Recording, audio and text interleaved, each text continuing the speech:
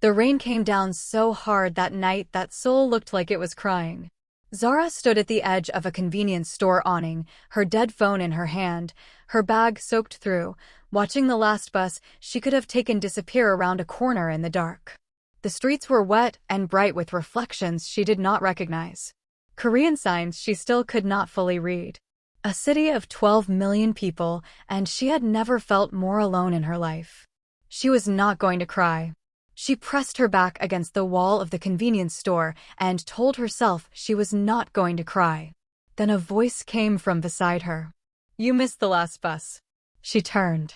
A Korean man was standing under the same awning, hands in his pockets, watching the rain. He was not looking at her. He said it the way someone states the weather. Matter of fact. Quiet. "I know," she said. "Your phone is dead." "I know that too." A pause. He reached into his jacket and held out a portable charger without looking at her. She stared at it. "Who are you?" she asked. He finally looked at her then. Calm eyes. "No urgency. Someone who takes the same train as you every morning," he said. "And the same bus. And gets coffee at the same cafe." Zara stared at him. "You noticed me?" she said. "Everyone notices you," he said simply. "You just don't notice that they do." And right there, in the rain, on the worst night she had had in 6 months of living in a country that was not hers, something cracked open inside Zara that she had been holding shut for a very long time. Before we go one step further, let us stop right here. If you are new to this channel, welcome home. And if you have been here before, then you already know what we do here. We tell stories that find you exactly where you are. Father, we thank you for everyone watching this right now. Bless them. Bless their homes, their families, their next chapter. May this story speak to something real in them today. If you feel this story already, please subscribe to this channel right now, hit that like button, and drop a comment telling us where in the world you are watching from. We want to know where our family is. Now, let us go back. 6 months earlier, Zara Mensah had told everyone back home in Accra that she was going to Korea for opportunity. That was the word she used every time someone asked. Opportunity. She said it the way people say words they have rehearsed so many times they no longer hear themselves saying them. She had a position at a mid-sized company in Seoul. An English teaching contract that paid decently and came with a visa and a small apartment in a neighborhood she could not yet pronounce correctly. Her mother had cried at the airport. Her friends had thrown her a going-away party. Everyone had told her she was brave. She had smiled and nodded and boarded the plane. Nobody knew the truth. Not her mother. Not her friends. Not a single person at that going-away party where everyone toasted to her courage. The truth was that Zara was not brave. Zara was running. But we will get to that. Seoul arrived with a kind of beauty that did not care whether you were ready for it. The city was enormous and efficient, and completely indifferent to her existence. The train system was perfect, and she still got on the wrong line 3 times in the first week. The apartment was small, and the walls were thin, and the couple next door argued every Thursday evening with a consistency she started to find oddly comforting. She reported to her school on the first Monday. 11 Korean English teachers who welcomed her with polite smiles and then immediately went back to talking to each other in Korean. Not cruelly. Just naturally. The way people do when they are in their own country and their own language and have no particular reason to go out of their way. She taught her classes. She did her lesson plans. She ate her lunch alone at her desk because the staff room conversation moved too fast for her to follow, and she was too tired to keep asking people to slow down. She downloaded every Korean language app available. She practiced on the train. She mispronounced her order at the convenience store, and the cashier corrected her kindly, and she bowed and said thank you and walked out burning with embarrassment. She video called her mother every Sunday. "How is it?" her mother asked every time. "Amazing," Zara said every time. She was very good at saying amazing when she meant surviving. Her neighborhood had a rhythm she eventually started to learn. There was a bakery that opened at 6 in the morning and smelled like butter and sesame.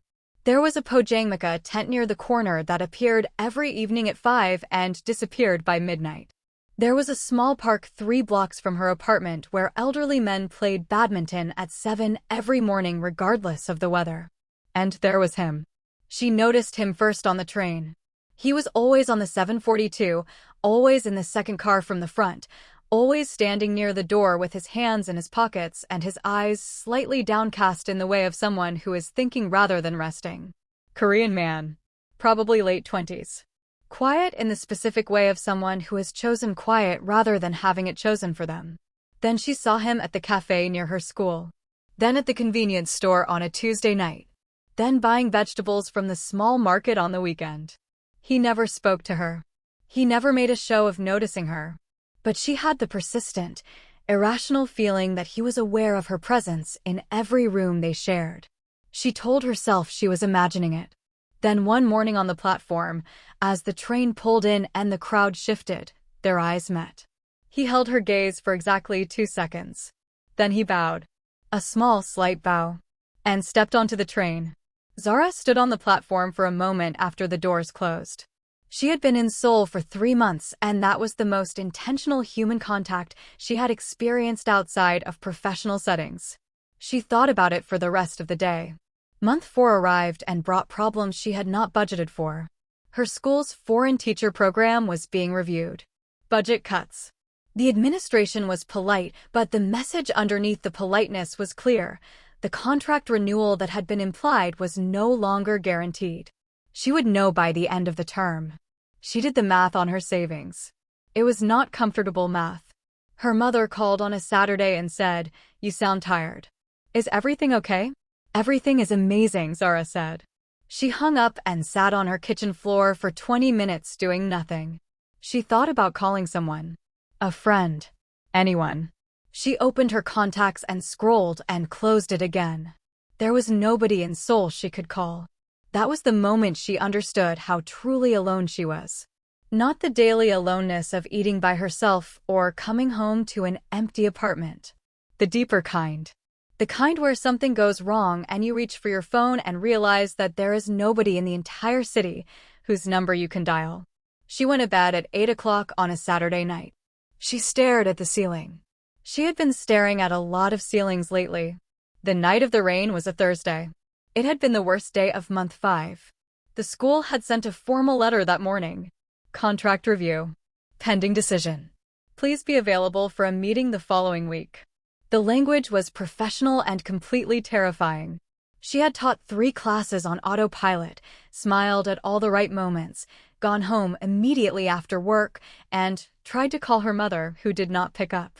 She sat in her apartment for an hour. Then she could not sit any longer. She went outside. No particular direction. Just walking. She put her earphones in and played music that was too sad for someone trying not to be sad and walked through the Seoul evening until it got dark. Then it started to rain. Not the gentle kind. The sudden, committed, Seoul in autumn kind that arrives without warning and immediately means business. She had no umbrella. She had not thought to bring one because the morning had been clear. She ran for the nearest bus stop. She was already wet. At the stop, she checked her phone for the next bus. Her phone's screen flickered. The battery warning appeared. Then the screen went black. Dead. She looked up. The bus stop digital board showed the last bus had run 10 minutes ago. Service suspended due to weather conditions. She stood there in the rain, in a city where she did not speak the language well enough to ask for help confidently, with a dead phone and a wet bag, and a job she might be losing and nobody to call and nowhere particular to go. And something in her chest just gave. Not loudly. Quietly. The way things give when they've been held too tightly for too long. She pressed herself under the awning of the convenience store and put her face in her hands and let herself feel, just for a moment, just this once, how exhausted she was. How far from home. How small the city had made her feel. How brave everyone thought she was, and how none of them knew that bravery had nothing to do with it. You missed the last bus. She looked up. His name was Min Jae.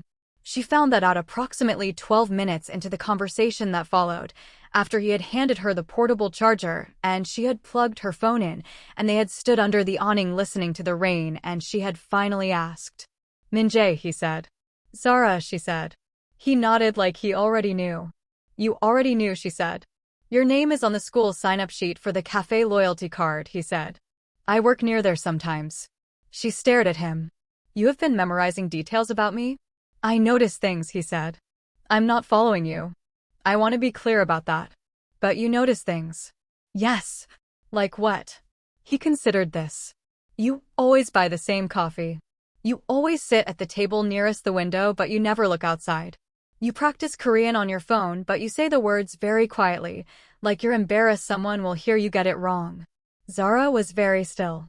And you always look like someone who is trying very hard to look fine, he said. The rain hammered the awning above them. I am fine, she said. You were standing with your face in your hands 2 minutes ago, he said, without accusation. She said nothing. He said, How long have you been here? 5 months, she said. How is it? A pause. The honest answer gathered itself before she could stop it. Long enough to know I still don't belong, she said. He turned to look at her directly for the first time. His expression was not pitying. It was something more careful than that. That's not true, he said. You don't know that. I know that belonging isn't something a city gives you, he said. It's something that happens between people. She looked at him. That's a very philosophical thing to say to a stranger under a convenience store awning in the rain, she said. Something shifted in his face. Almost a smile. It's the rain, he said. Rain makes people say true things. His friend owned a small restaurant 4 blocks away. He took her there. Not romantically. Practically. It was warm, it was dry, they could wait out the rain, and she could charge her phone properly. The restaurant was tiny. 7 tables. The owner, a round-faced woman in her 60s named Mrs. O, greeted Min-jae with the familiarity of someone who had fed him many times and looked at Zara with open curiosity and immediately brought them both soup without being asked. Zara wrapped her hands around the bowl and felt warmth move through her for the first time in a long time. How do you know her? She asked. She's my mother's friend, he said. She feeds me when I work late. She worries. What do you do? When you work late? Graphic design, he said. Freelance mostly. I have an office space nearby. Is that why you're always on the same train? Yes. He looked at her. You notice me too. It was not a question. You're hard not to notice, she said. You're always watching everything. And you always look like you're trying to understand something nobody will explain to you, he said. Zara looked down at her soup. Is it that obvious? She said quietly. Only to someone who is looking, he said. She expected that night to be an isolated incident. A strange kindness from a stranger in a rainstorm, the kind of story you tell once and then let go of. It was not that. 3 days later, she ran into him at the convenience store. He was buying ramen. She was buying ramen. They stood in the ramen aisle together, and he picked up 2 different packets and held them out and said, Which one? She pointed. He put one back and dropped the other in his basket. Good choice, he said. He paid and left.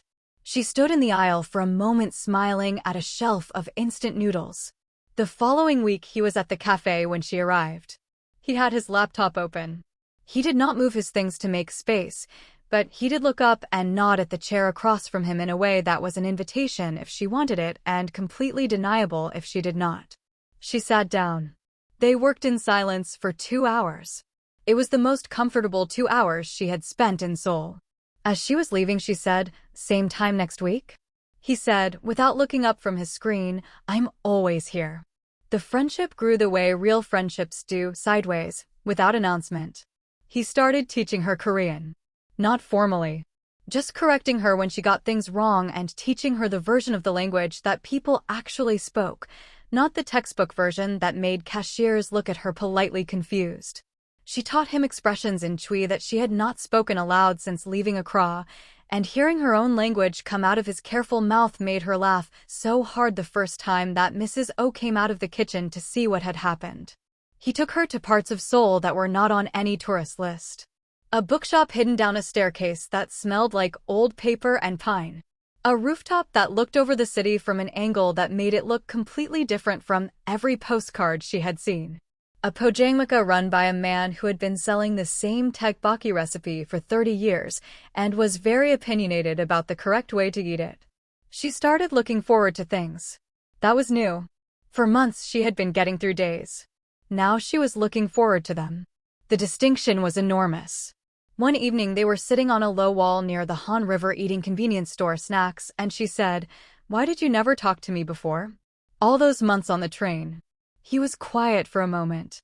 "I assumed," he said, "that foreigners preferred their own space. That approaching someone out of the blue would feel like an intrusion." She stared at him. "I spent 4 months eating alone at my desk every day thinking nobody wanted to bother with the foreign teacher." He looked at her. "That's what I was afraid of doing." So we were both sitting in the same misunderstanding. "Yes." She shook her head slowly. "All that time," she said. "All that time," he agreed. A pause. "Maybe nobody actually rejected either of us," she said. "Maybe we were both just waiting for the other person to go first." He looked at her with an expression she was beginning to recognize. The one he wore when something she said landed somewhere real in him. "That might be true of more things than just this," he said. The school meeting happened on a Wednesday. She sat before her supervisor and 2 administrators, and they told her, in careful professional language, that her contract would be renewed, but under modified terms. A pay restructure. Fewer hours. The difference in income was significant. She thanked them. She walked out. She sat in the bathroom for 3 minutes. Then she washed her face and went back to class and taught the rest of the day. She told Min-jae that evening. They were at Mrs. O's restaurant. He listened to the whole thing without interrupting. When she finished, he said, "What are you going to do?" "I don't know yet," she said. "The math is tight." "But you're staying?" She looked at him. "Are you asking because you want me to stay?" He looked back at her. "Yes," he said simply. Zara looked down at her food. "I don't know," she said honestly. "I need to think." She told him the truth on a Friday night. They were at the rooftop he had showed her, the city spread below them, and she had been quiet for a long time, and he had let her be quiet in the way he always did, without filling the silence unnecessarily. Then she said, "I need to tell you something I have never told anyone here." He turned toward her. "I didn't come to Korea for opportunity," she said. "I told everyone that. My mother. My friends. Everyone at my going-away party. But it wasn't true." He waited. "I came because I needed to disappear," she said. "Back home I had a life that had completely fallen apart.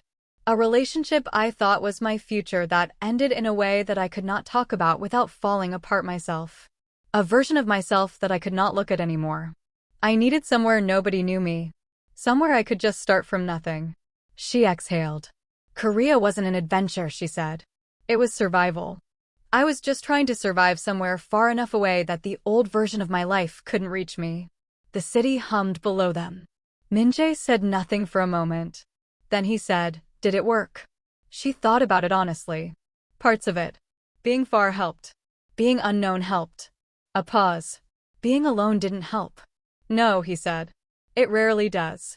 "You're not going to ask what happened," she said. "Back home." "Only if you want to tell me," he said. "You don't owe me the details of your pain." She looked at him. "You don't have to become someone else to deserve being here," he said quietly.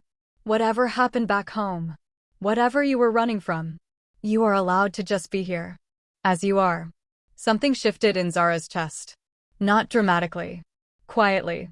Like a window being opened in a room that had been closed for too long. "Nobody has ever said that to me," she said. "It's true," he said. "Someone should have said it sooner." She cried that night. Properly. Not the silent, controlled kind she had been allowing herself in small doses since she arrived. The real kind. In her small apartment with the thin walls and the couple next door who argued every Thursday. She cried for the relationship that had ended. For the version of herself she had left behind in Accra. For 5 months of telling everyone she was amazing when she was drowning.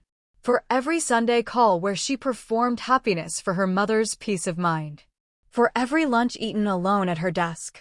For every Korean word she had whispered too quietly for fear of getting it wrong. She cried until she had nothing left to cry. Then she washed her face. Made herself tea. Sat at her small kitchen table. And for the first time since arriving in Seoul, she did not feel the need to be anyone other than exactly who she was. She went back to Mrs. O's restaurant the next morning and revised the contract math with a clear head. It was tight, but it was workable. She would need to pick up private tutoring students on weekends. She knew enough Korean now to navigate that. She knew enough people, at least, to ask. She told her supervisor she was staying. She called her mother on Sunday. "How is it?" her mother asked. Zara paused. "It is hard sometimes," she said. "And lonely sometimes. And the contract situation was stressful. But it is real. It is actually real. And I think I'm okay." Her mother was silent for a moment. "That's the first honest answer you've given me since you left," she said. Zara laughed. "I know. Are you really okay?" "I'm getting there," she said. "I actually think I am." The months that followed were not perfect. There were still days when the language defeated her and the cold got inside her coat and the distance from home felt physical, like a weight she was carrying. There were still moments when she sat in a room full of people and felt the edges of herself go thin.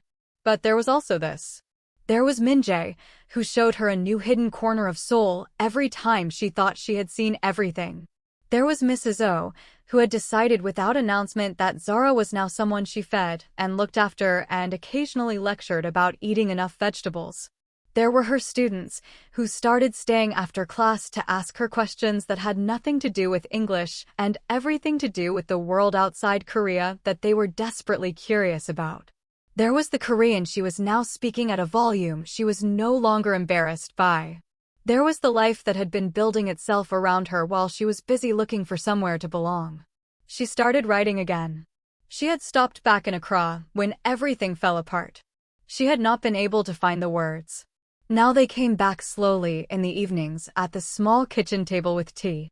Not about the thing she had escaped. About this. About Seoul and rain and convenience store ramen and a man who handed strangers portable chargers and said true things. She submitted one piece to an online publication. They published it. She sent the link to Min-jae. He read it while she sat across from him at the cafe. When he finished, he looked up and said, "You didn't mention me by name."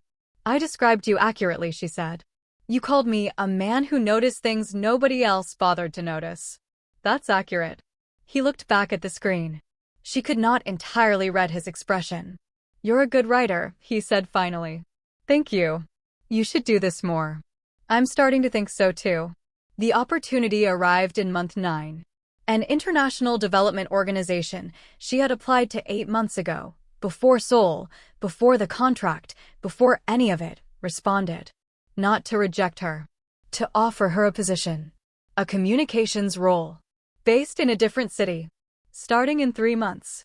She sat with the email for 2 days before she told Min-jae. They were at the rooftop. The city below them.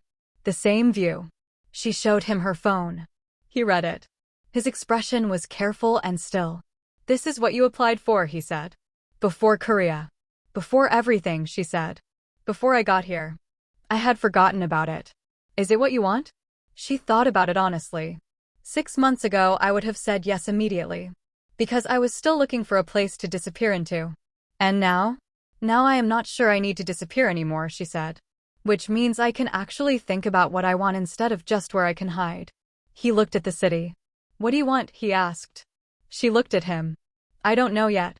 That's the honest answer. He nodded slowly. "Then figure it out," he said. "And when you know, do that thing. Whatever it is.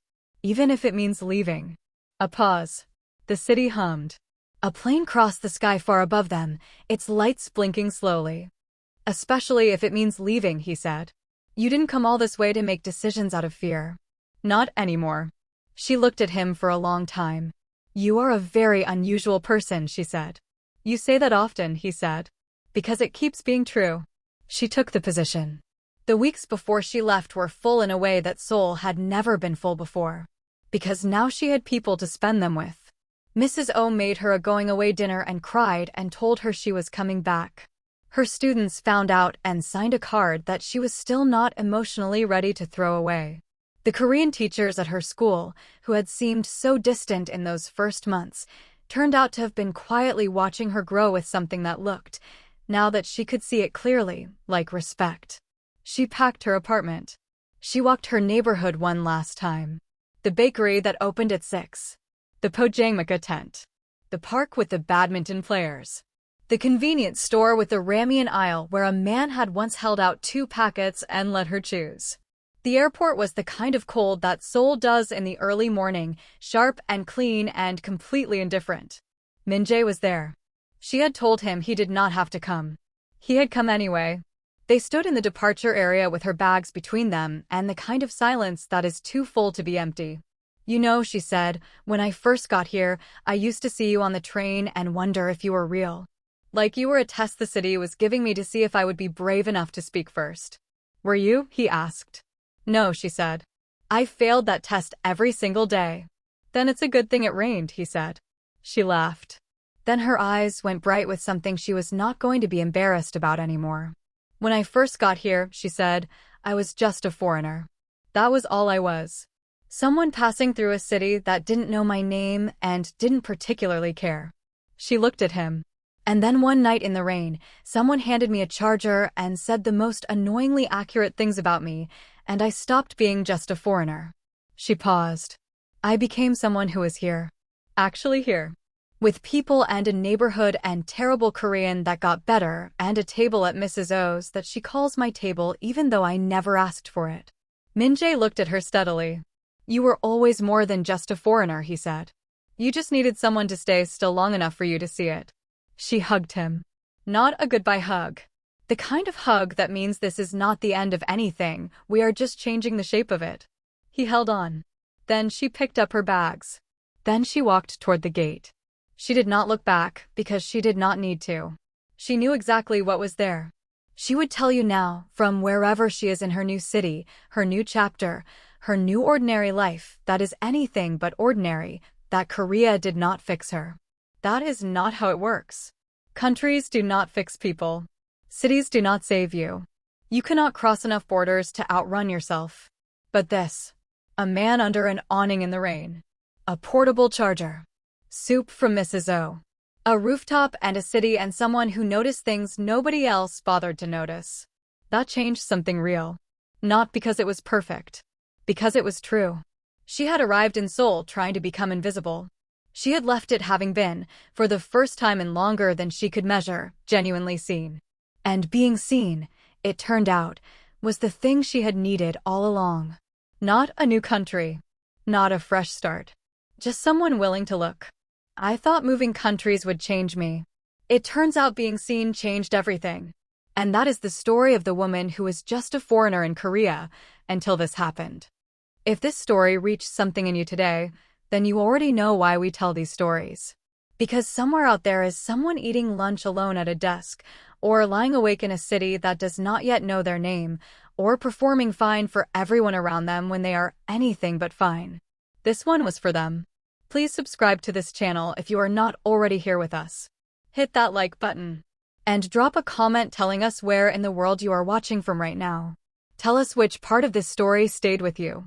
We will be here next week with another story that finds you exactly where you are. See you then.